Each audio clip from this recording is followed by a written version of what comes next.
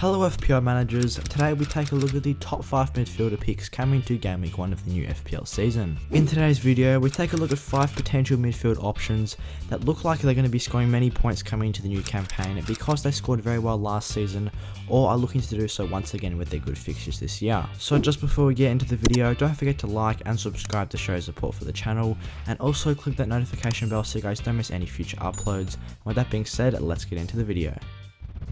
So taking a look at the first midfielder on the list, it is Mohamed Salah. Salah is currently the top owned player in FPL with a very high 49.9% ownership and is coming in as the most expensive option as well at £12.5 million. Mohamed Salah has got to be one of the most proven FPL assets as he is such a consistent performer, and this was shown once again in last season's FPL as he got himself 231 total points. This came about as he came runner-up in the Golden Boot with 22 goals compared to Harry Kane's 23, and also got himself 6 assists.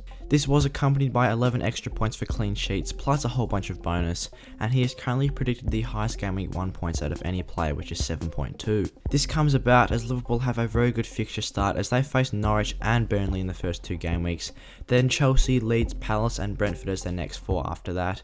So in their first 6 matches they only have 1 match with an FPL rating over 3, which is against Chelsea, so over this period you would expect Salah to be one of the highest goal scorers. Speaking of goal scoring, Salah had the second highest XG last year, which was 20.25, only behind Harry Kane's 22, and also had a good XA of 6.53. Salah also had the 4th highest XG per 90 in the league, which was 0.59, obviously highlighting how he is a very good attacking asset in terms of his consistent returns. He also had an XA of 0.19 per 90, which does give him a total of 0.78 for expected score involvements per game. This is higher than any of his other Liverpool teammates and one of the highest in the league, so for that reason he is so consistent and should be a good FPL asset in the midfield. Moving on to the next midfielder, it is Salah's Liverpool teammate in Sadio Mané. Mané is coming in at £500,000 cheaper than Mo Salah at £12 million and is only owned by 3.1% of managers.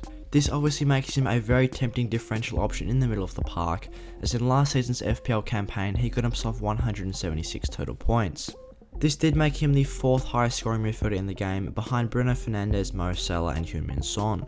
Mané recorded 11 goals and 11 assists last year, which was accompanied with some extra clean sheet points of 12 and also many bonus points as well. He is currently predicted the 2nd highest Game Week 1 points, which is 6.9, as obviously Liverpool have that very good fixture against Norwich. I think from an attacking standpoint you would expect Liverpool to do quite well, and with their very good starting fixtures this season you would expect them to get plenty of goals. So especially in the short term, this does make Mané a very tempting option, as across the first 6 weeks of the season he is predicted the 2nd highest amount of points according to Fantasy Football Fix. Mané actually had a very high XG last year. It was a total of 14.83, which is actually the 8th highest in the league, and also had an XA of 7.79, which is very impressive as well. His 7.79 XA also ranked 8th amongst all players in the league, which he did underperform both of these statistics last season. This obviously does mean that he has that extra potential for attacking returns this year, as he did show that he was creating and getting plenty of chances. He also had an XG per 90 of 0.5, which is very impressive, and an XA per 90 of 0.25. This does combine together for an expected score involvements of 0.73, which was actually the 2nd highest amongst his Liverpool teammates, only behind Mo Salah. Considering that Salah had a 0.79 expected score involvements per 90 compared to Mané's 0.73, this is actually very similar numbers, and for a much lower ownership he definitely could be a good differential option. Moving on to the 3rd midfielder, it is Jack Grealish. Grealish looks to be a very tempting option in the middle of the park this season, coming in at £8 million. Despite this price rise, I still would say it's around £500,000 cheaper than you would expect for Jack Grealish, which does of course make him one of the more higher owned options in the middle of the park. He currently has a 37.2% ownership, which does actually make him the 3rd highest owned midfielder in FPL.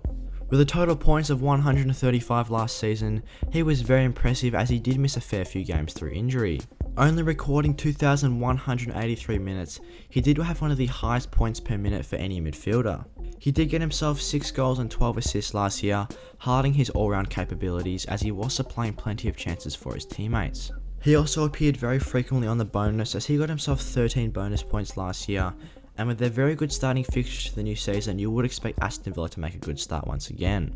They face Watford and Newcastle and Brentford as their first 3 matches, which you would expect them to be getting plenty of goals in. Currently, Fantasy Football Fix only predicts Jack Grealish to get 2 points in Game Week 1 against Watford, but he still is a very good option. Last season, Jack Grealish had the 6th highest expected assists at 9.33, despite not playing many games, and did have an 𝙁𝙖𝙣𝙩𝙗𝙗𝙦 of 0.38. This was actually the 2nd highest last season, only behind 𝘽𝙠, highlighting his all-round creativity. So in the short term anyway, you would expect Jack Grealish to make a good start to the new campaign, as well as many of his other Aston Villa teammates. Taking a look at the 4th midfielder, it is last season's top scorer for FPL, Bruno Fernandes. It is no surprise Bruno Fernandes makes the best midfielders list, as he did record 244 FPL points last season, which was very impressive. Coming in at £12 million, he currently has a 41.8% ownership, which does make him the 2nd highest owned midfielder and 3rd highest owned player in the game. Getting himself 18 goals and 14 assists last season, he did highlight his all-round capabilities and is predicted currently 6.4 points in Game Week 1. Man United have a very good start to the season from an attacking standpoint for their fixtures, as they face Leeds at home for Game Week 1, who did concede a fair few goals last season, and then they face Southampton, Wolves and Newcastle after that. So in the first 4 matches of the season, United only have a total FPL rating of 10 across their games, which does highlight how they could be a very good attacking output to start the year. So across their first 4 matches, they only have a total FPL rating of 10, which does highlight how they could be a very good attacking side in the first 4 weeks. Fernandes had the 7th highest expected goals last year with 16.02, and did actually have the top expected assists last season at 11.47. He also has a 0.79 expected score involvements, which is tied with Mo Salah, and considering that he is £500,000 cheaper, he is slightly better value.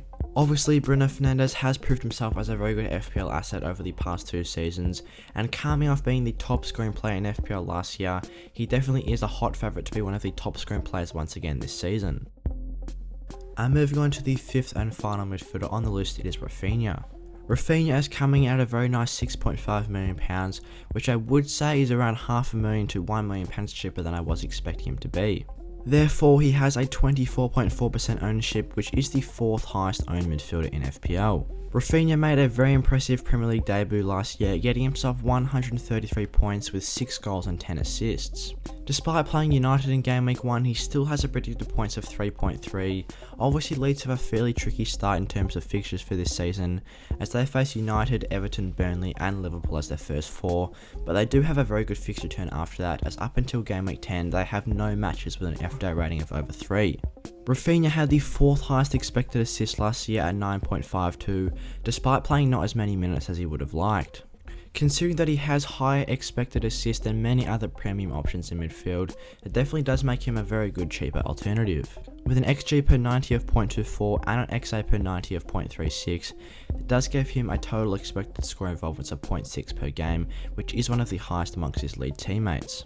His expected assists per 90 is actually the 3rd highest in the Premier League last season, only behind 𝘽𝙠 and Jack Grealish.